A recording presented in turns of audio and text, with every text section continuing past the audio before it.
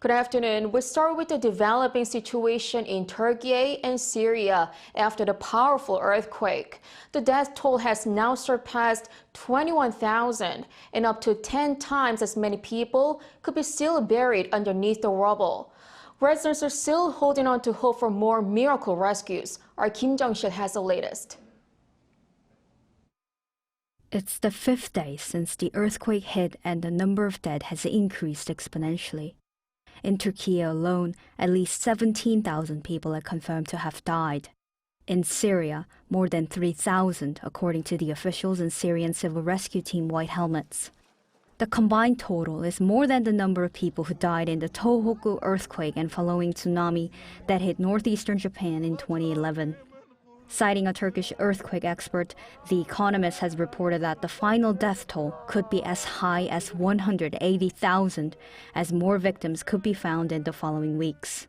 The so-called golden hour for survival passed after 72 hours, but the rescue teams are still desperately searching for any survivors. Some miraculously are pulled out of the rubble alive, but the destroyed roads and cold weather are hindering rescue efforts. In Türkiye, more than 6,000 buildings have collapsed and 750,000 people are taking refuge in temporary shelters. But even those who survived the earthquake could face a secondary disaster, as cold, hunger, and despair are leading to worsening and horrific conditions, according to the WHO on Thursday. The organization's incident response manager, Robert Holden, said the basics of life, such as water, fuel, and communication supplies, have been disrupted, which could cause more harm to people than the initial disaster. Meanwhile, the delayed government response has angered many in Türkiye.